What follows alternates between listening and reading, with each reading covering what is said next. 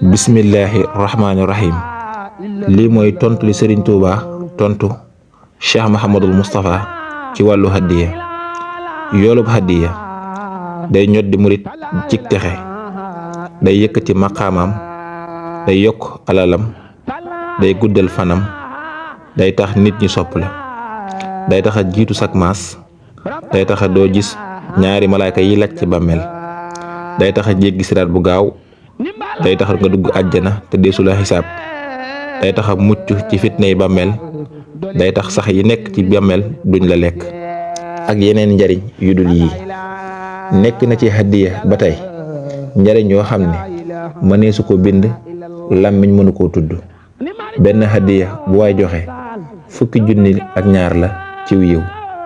li gën a bari ci pay gu hadiya kenn xamu ko ku dul saa borom.